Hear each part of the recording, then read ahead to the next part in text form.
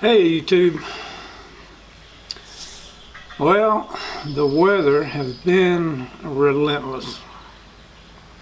We're just having one of those springs.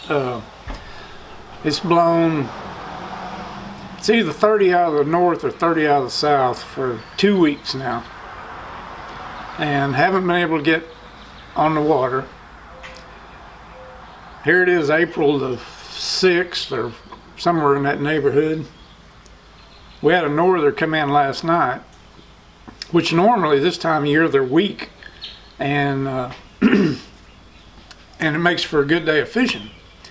This thing came in blowing 30 miles an hour, and this morning it was 45 degrees.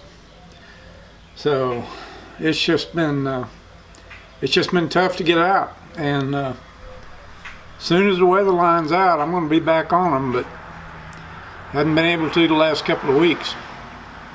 So anyway, I figured this would be a good time. I've had a bunch of questions about the John boat, and I've had requests to do a walkthrough of the John boat. You folks that have been with me for a while have seen it a lot. Originally I bought it for the lake, which I still use up there, but once I started fishing the lagoon again, you've seen us catch tons of trout and redfish out of this thing.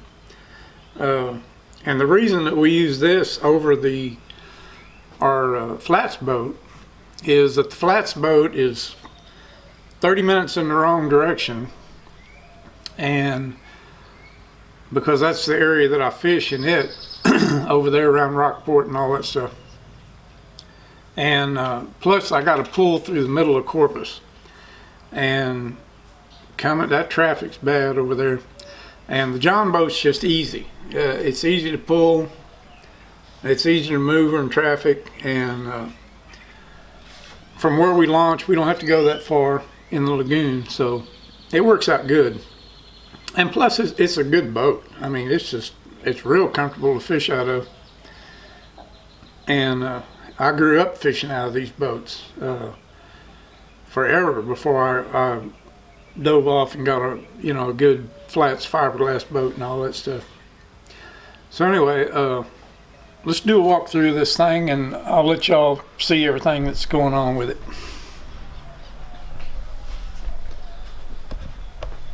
You got to pardon my garage. I've been doing a lot of repairs since the hurricane. So we'll start back here at the motor.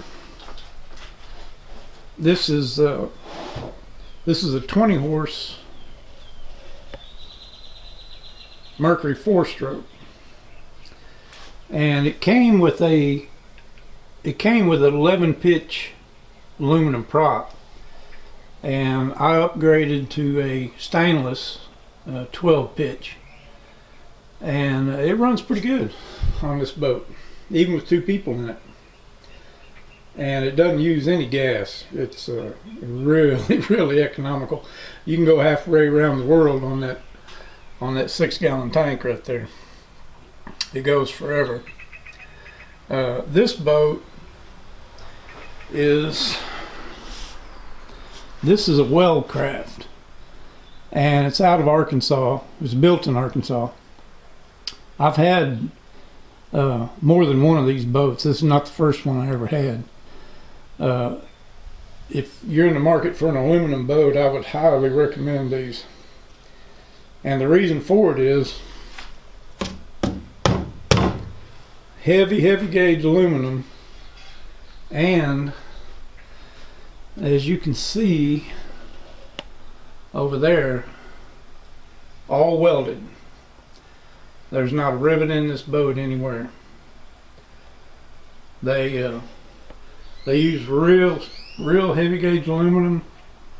All the braces are heavy gauge aluminum, and it's just these things are built like a rock. I mean, you couldn't tear it up with a sledgehammer.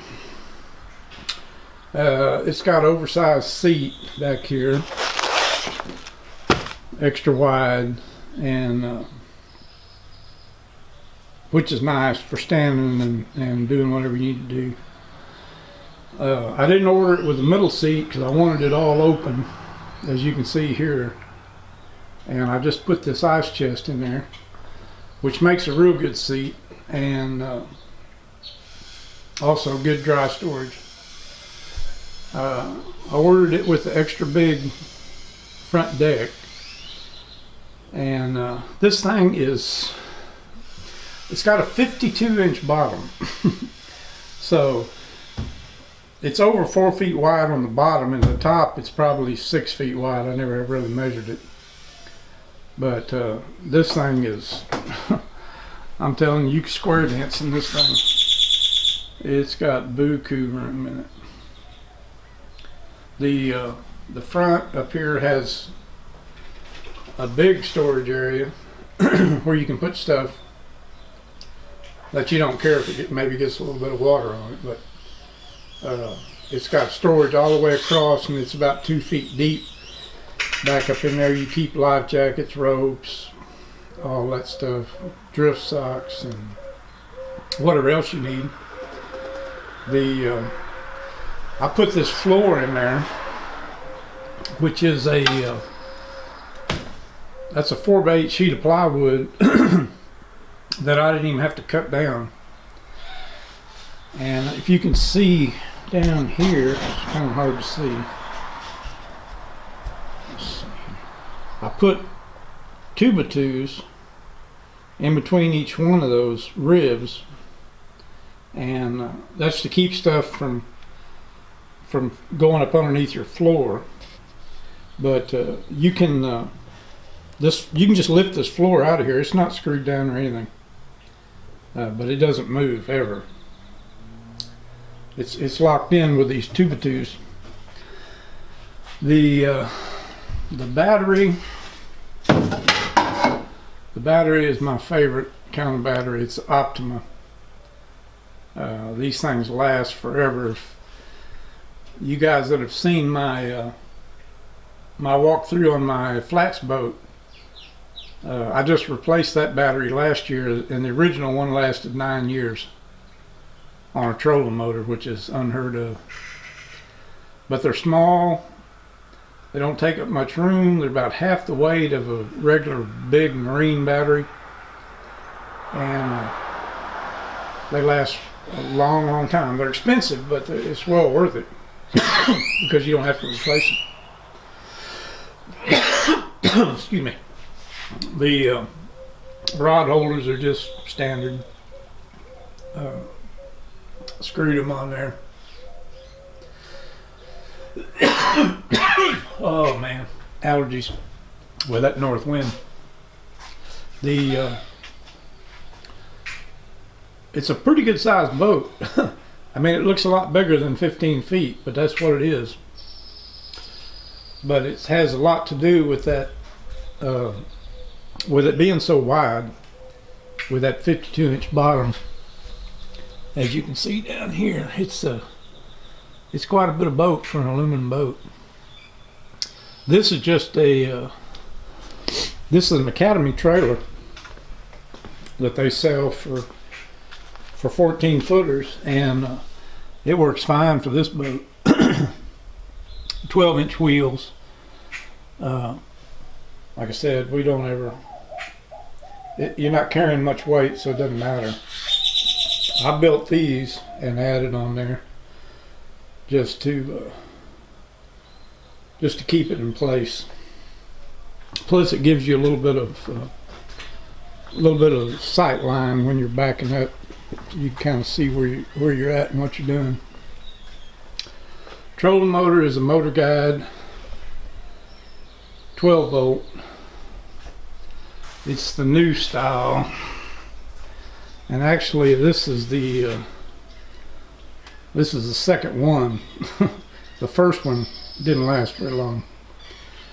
It's all this digital stuff, and I don't know what happened to the first one, but this one has this one's hung in there pretty good. I put a battery switch in it so that so I could kill all the power to everything, and just in case something shorts out or something, because that trolling motor stays hooked up all the time, and if you were to have a short or something, you might catch on fire or burn something down. The depth finder is a Lowrance. I use it mainly just for water temperature and water depth of the lake. It's not a real fancy one. It's not one that it's got side scan and all that stuff to it. But like I said, I don't use it a whole lot. I'm more interested in structure and water temperature than anything. The transducer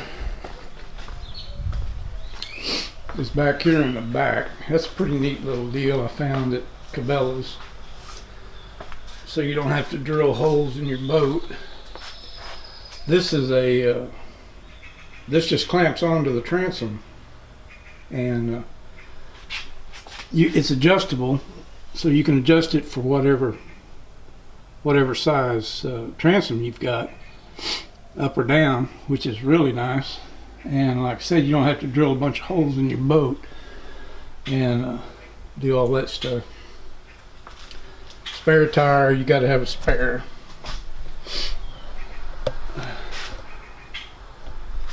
But, anchors, all that stuff. The back end of it is open, so you can put stuff in there.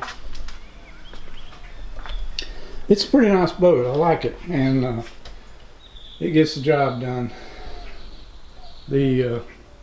Like I said, for a 15-footer, it's a big boat. I've had some people comment that it looks a lot bigger than it is, and that's because of the width. Really makes it seem a lot bigger than it is. I think that about covers it. I can't think of too much else to go over. So anyway, for all y'all that were asking about the John boat and all the ins and outs of it, that's it. It's your pretty basic setup, and it works good, and it's got a lot of room, and it's really comfortable to fish out of. So anyway,